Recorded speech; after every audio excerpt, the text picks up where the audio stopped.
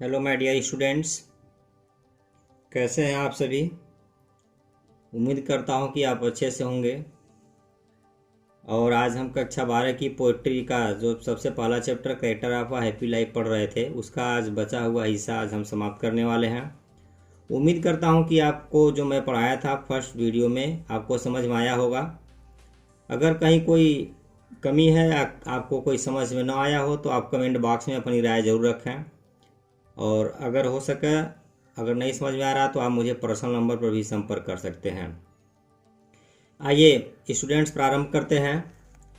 देखें, whose state can neither flatters feed nor ruin make oppressors great, who envies none whom chance doth raise, nor wise who never understood how deepest wounds are given with praise, nor rules of state but rules of good। इस poem में हम एक प्रसन्न व्यक्ति के चरित्र के बारे में पढ़ रहे हैं कि एक प्रसन्न व्यक्ति का चरित्र किस प्रकार से होता है, उसके चरित्र के अंतर्गत कौन कौन सी विशेषताएं होती हैं। तो आइए देखते हैं कवि क्या कहता है।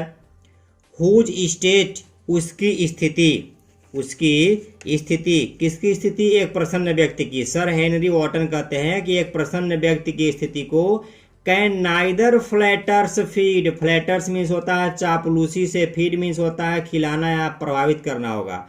हम एक प्रसन्न व्यक्ति को चापलूसी से प्रभावित नहीं कर सकते हैं। यहाँ देखें, चापलूसी से एक प्रसन्न व्यक्ति प्रभावित नहीं होता है। और क्या बताता आगे? नॉर रूइन मेक ऑपरेशर्स ग्रेट, और बताता है आगे कि उसके जो ऑपरेशर्स होंगे, दमनकर्ता होंगे, जो उसके विरोधी होंगे, रूइन मीन्स यहाँ होगा बर्बादी, उसके बर्बादी से महान नहीं हो सकते हैं।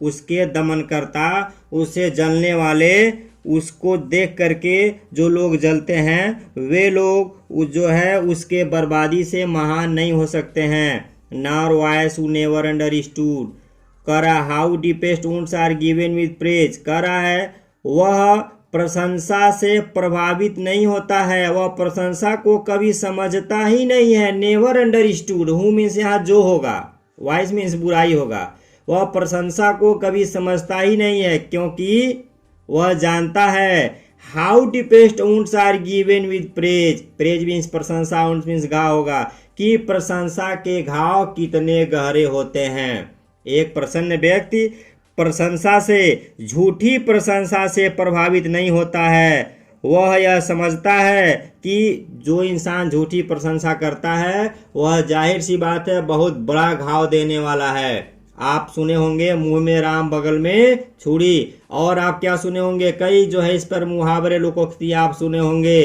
कि नीचे घी ऊपर गोबर, इस तरह का सुने होंगे। तो जो है मुंह पर प्रशंसा और पीछे जो है बुराई करना शुरू कर देता है। तो एक प्रसन्न व्यक्ति ऐसे व्यक्ति के जो है साथ में नहीं रहता है, ऐसे व्यक्ति के बातों पर ध्यान नहीं देता है। आगे देखिए line, nor rules of state, उसे राज्य के नियमों की चिंता नहीं होती है, बट रूल्स ऑफ गुड, उसे अच्छाई के नियमों की चिंता होती है कि कौन सी चीज़ अच्छा है, उस पर वह ध्यान देता है। आइए एक बार पुनः हम यहाँ से लाइन देख लेते हैं, लेकिन इसके पहले जो दो स्टेंजा है, पहले वीडियो दो लाइन्स है, वह पहले वीडियो में बता दिया हूँ, वहाँ से मैं शुरू करता हूँ। देखें कि ऐसा व्यक्ति दूसरे व्यक्ति से ईर्ष्या जलन नहीं करता है जो व्यक्ति संयोग से उन्नति किया हो। कह रहा है वह यह कभी नहीं समझता है कि प्रशंसा के घाव कितने गहरे होते हैं। अर्थात एक प्रसन्न व्यक्ति झूठी प्रशंसा से प्रभावित नहीं होता है, और उसे राज्य के, देश के नियमों की चिंता नहीं होती है। किसकी चिंता होती है? अच्छाई के नियमों की चिंता होती है। वह अच्छाई के नियमों का पालन करता है, वह अच्छाई पर ध्यान देता है। आइए यहाँ पर हम जो है यहाँ 2, 4, 6 और 2 वहाँ 8 लाइन का इंग्लिश में समरी देख लेते हैं। इंग्लिश में समरी देखना बहुत जरूरी है। In this stanza, the poet says that a happy man doesn't believe in rumors. He follows the voice of his inner soul. He doesn't like to keep the company of flatterers. वह चापलूसों के साथ में रहना पसंद नहीं करता है। He is not in the company of them. आगे देखें क्या बताता है कवि, कहता है कि he does not care for his ruins.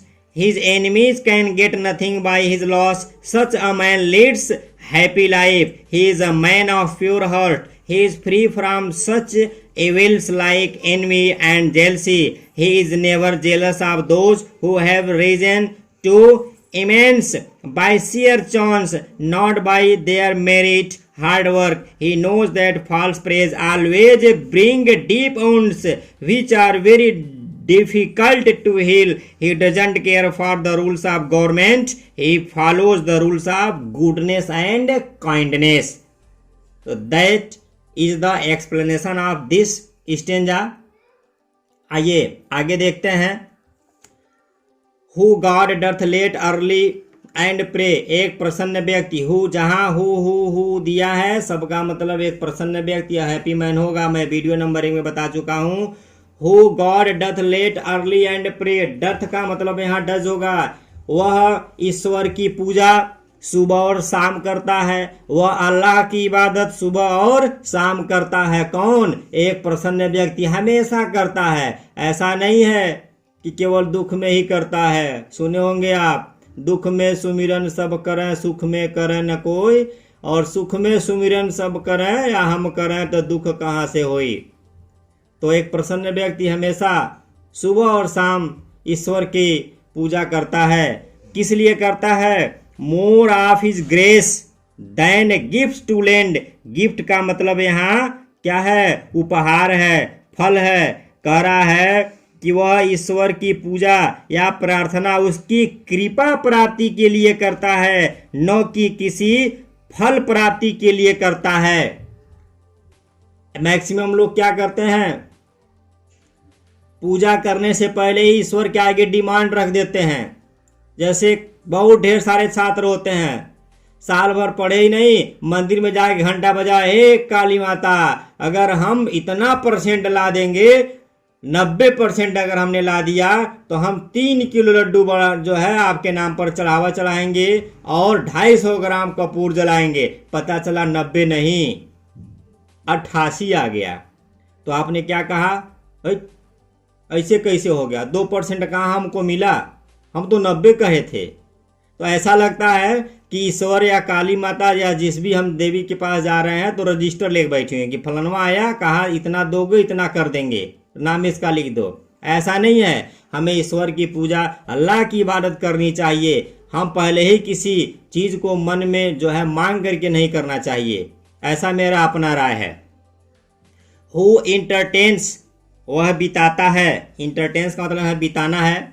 The harmless day, बचे हुए दिन को. With a well chosen book, अच्छी चुनी हुई पुस्तकों में. आर फ्रेंड, या अच्छे चुने हुए मित्रों के साथ बिताता है. एक बार इसका हिंदी में समरी देखें आप. कहता है कि वह प्रातः तथा सायंकाल ईश्वर की प्रार्थना या अल्लाह की इबादत उसकी कृपा प्राप्ति के लिए करता है, न कि जो है किसी फल प्राप्ति की इच्छा से नहीं करता है. वह अपना दिन किसी अच्छी पुस्तक या अच्छे मित्रों के साथ बिताता है. इंग्लिश में समरी देखें. The poet says that a happy man is a God fearing man. He praise to God early in the morning and in the evening, and he prays to God for his grace and not for his any gifts, and he passes his day with the well chosen books and good friends, and he knows that friends and books are true friend. आगे देखें. Last stanza है इसका. Last वाले को concluding कहते हैं. Concluding stanza. पहले वाले को क्या कहते हैं? ओपनिंग कहते हैं. मैं बता चुका हूं. ये जो मैं पढ़ाया हूं हु से लेकर के यहाँ तक, और ये दोनों जो है स्टेंजा एग्जाम के दृष्टि से जो है इंपॉर्टेंट, आप देखिएगा. This man is free from servile bands. गुलामी, बैंड्स बंधन, दास्ता. कह रहा है कि ऐसा व्यक्ति गुलामी के बंधनों से मुक्त होता है. गुलामी पर ध्यान नहीं देता है, गुलामी के बस में होता है नहीं, कुछ ऐसा नहीं करता कि वह गुलाम हो जाए. ऑफ होप टू राइज, एक प्रसन्न व्यक्ति जीवन में ऊंचा उठने की उम्मीद नहीं करता है. और फियर टू फॉल, और न ही उसे नीचे गिरने का भय होता है. एक बार फिर से देखें, ऐसा व्यक्ति गुलामी के बंधनों से मुक्त होता है, उसे न तो ऊंचे उठने की आशा होती है और न ही नीचे गिरने का भय होता है। लॉर्ड ऑफ हिमसेल्फ, कितनी अच्छी लाइन है। वह स्वयं का मालिक होता है, वह स्वयं का मालिक होता है। नॉट ऑफ लैंड्स, वह दुनिया का मालिक नहीं होता है। एंड हैविंग नथिंग ही एथ ऑल, उसके पास कुछ भी नहीं होता है फिर भी सब कुछ होता है। यहाँ देखा फिगर ऑफ स्पीच, यहाँ पर हमारा ऑक्सीमोरन है, विरोधाभास है। एक बार फिर से देख लें, ऐसा व्यक्ति सांसारिक बंधनों से मुक्त होता है, उसे न तो ऊंचा उठने का आशा होता है न ही नीचे गिरने का भय रहता है।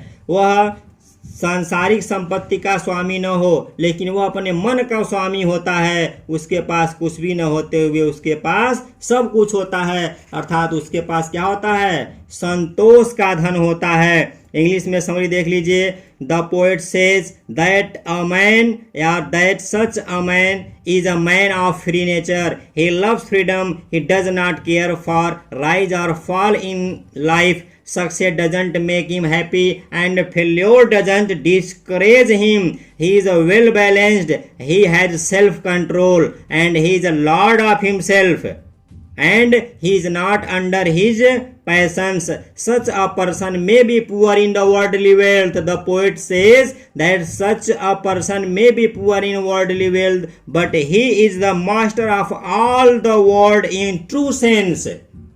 सच्चे अर्थ में देखा जाए तो वह मन का स्वामी होता है, मन से बहुत प्रसन्न होता है। तो यहाँ पर फिगर ऑफ स्पीच आपका ऑक्सीमोरन होगा। स्टूडेंट्स, आई होप कि आपको यह पोएम बहुत अच्छी तरह से समझ में आया होगा। इसके बाद मैं अब आपको इसका रेफरेंस, कॉन्टेक्स्ट, एक्सप्लेनेशन समझाऊंगा और उम्मीद करता हूं कि आप सीखे होंगे। मेरे चैनल को शेयर कीजिए, सब्सक्राइब कीजिए, उन छात्रों को पहुंचाइए जो इसमें घर पे बैठे हुए हैं। उन्हें बताइए कि कोई टीचर है जो एक एक लाइन को क्लियरली बता रहा है, हर एक चीज को बता रहा है। तो गाइज, आज के लिए बस इतना ही, मिलते हैं अगले वीडियो में, तब तक के लिए अलविदा।